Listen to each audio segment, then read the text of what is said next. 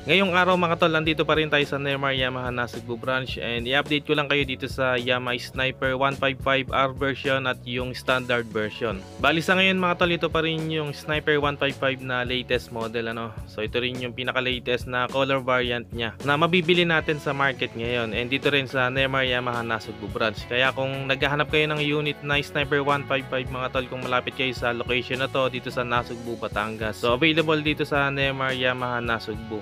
So alamin natin mga tol kung magkano na ba yung presyo ng sniper nila dito para magkaroon ka na rin ng idea kung sakaling maglalabas ka na ng Yamaha Sniper 155 ngayong buwan na to ng March. At andito na rin lang tayo mga tol para dun sa mga nagbabalak mag Sniper 155 na wala pang idea kung ano ba yung kayang i-offer na specs and features ng motorsiklo na to. So alamin natin yan dito sa video na to, no? Kaya kung isa ka sa nagbabalak mag Sniper 155, tapusin mo tong video na to. Pero bago tayo magpatuloy mga tol, kung hindi ka pa nakapag-subscribe dito sa ating channel, pindutin mo na yung subscribe button at pindutin mo na rin yung notification bell para ma-notify ka pag may bago tayong upload. Meron din tayong Facebook page, paki-like and follow na rin. Maraming salamat mga tol. Unang-una mga tol, sa makina nito ay ginagamitan ng 155cc engine displacement, liquid cooled 4-stroke, single overhead cam, 4-valve, single cylinder, fuel injected engine. At equip ito ng VVA o variable valve actuation kung saan na ma-maximize yung power o yung performance ng makina between low to high RPM. At the same time napapanatili pa rin ito yung fuel efficiency ng makina. And pagdating sa fuel consumption, kaya nitong umabot hanggang 40 to 43 kilometers per liter. Kaya naman ito mag-produce ng 17.8 horsepower at 9,500 RPM at max torque na 14.4 Nm at 8,000 RPM. At pero ditong 6-speed manual transmission. Speaking of transmission mga tol, equip ito ng assistant sleeper clutch kaya talagang napaka-smooth lang ng gear shifting lalo na sa mga downshift.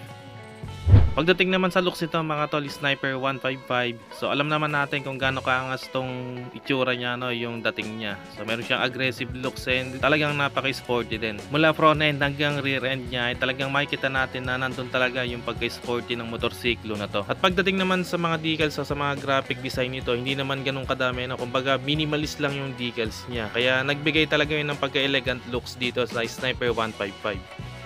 So mula nga dito sa pinaka head cowling niya, meron siyang ilaw dito, no, yung pinaka low beam niya and plain lang yung color niya dito, naka glossy finish yan na black. Talagang kahit plain yung itsura niya dito ando pa rin yung pagka aggressive ng looks niya, no. Dito naman sa part na to mga tol, sa pinaka dibdib niya, meron tayo ditong logo o emblem ng Yamaha. At dito sa part na to mga tol, meron siyang decals, 6-speed and may mga lining siya na aqua blue na lalong nagpa-elegant dun sa looks niya. Dito naman sa kabila may sniper na naka-indicate dito. And ito nga palang ilaw na to mga tol, yung pinaka high beam niya, no? So LED na rin tong ginamit dito and ito yung part na to ay yung kanyang daytime running lights. Dito naman nakalagay yung pinaka signal lights niya, no? Pero bulb type pa rin yung ginamit dito And sa part na to, sa side profile niya, meron tayong logo ng Yamaha and may decals din dito na Yamaha Sniper 155R.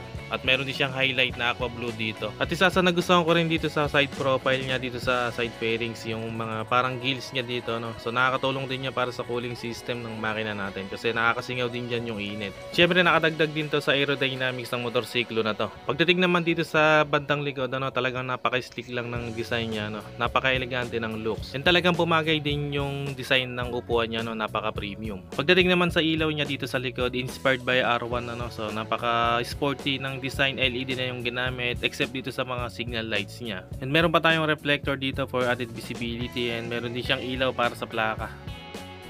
Dito naman sa front fender, simple lang yung design niya, tapos glossy finish yung paint niya dito. Tapos may mga decals din siya doon sa pinaka mags niya, no, na lalong nagpa-premium din sa design niya. And sa gulong naman may sukat itong 90/80 rim 79 tubeless na rin yung ginamit dito. And sa brakes naman naka disc brake with dual piston caliper. Bali itong R version lang mga tol yung naka dual piston caliper and yung standard version naman niya ay naka single piston caliper lang. Dito naman sa rear suspension niya mga tol, naka monoshock tayo dito and naka disc brake din sa likod, and yung sukat ng gulong natin dito ay 120/70 rim 17 and tubeless na rin yan. Dito naman sa meter panel niya, syempre naka fully digital meter panel. So dito natin makikita yung mga info ng motor, tulad ng speedometer, odometer, tachometer, trip meter, fuel gauge, etc. So compact yung meter panel niya, halos lahat ng kailangan ng rider. So makikita natin dito. Sa mga switch naman mga tol, dito sa kanan meron tayo ditong engine kill switch, yung switch ng hazard lamp and yung electric push start. And dito naman sa kaliwa mga tol, meron tayong high and low beam, tapos sagad lang natin yan, meron siyang passing light, and nandito rin yung turn signal sa at yung busina. At dito naman mga tol, sa susian niya, no, itong R version, nakakilis tayo dito. Tapos sa tabi may pindutan o yung seat opener, no. So napaka-convenient, pipindutin lang, magbubukas na yung upuan.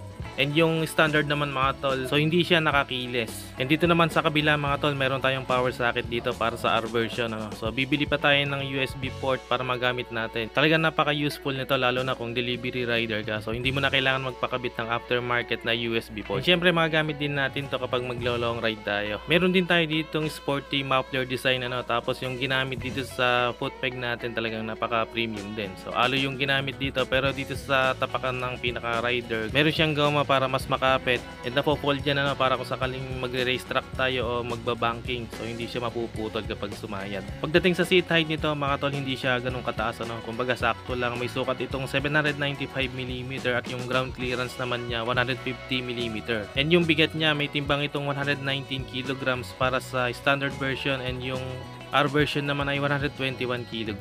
At yung tangke nga pala nito mga tol, may sukat na 5.4 liters. Pagdating naman mga tol sa presyo, para dito sa standard version may SRP sila dito 124,400 pesos, at yung installment naman 14,900 yung down payment. At para naman dito sa R version mga tol, ang cash price niya ay 130,400 at ang down payment ay 14,900 din. So yun mga tol, ang update natin para dito sa Yamaha Sniper 155R at yung standard version. Syempre available dito sa Neymar Yamaha Nasugbu branch. So kung nakatulong sa itong video na to at kung nagustuhan mo, please do subscribe at paki-on na rin ang notification bell para ma-notify ka pag may bago tayong upload. Meron din tayong Facebook page, paki-like and follow na rin. Maraming salamat mga tol, always ride safe and God bless.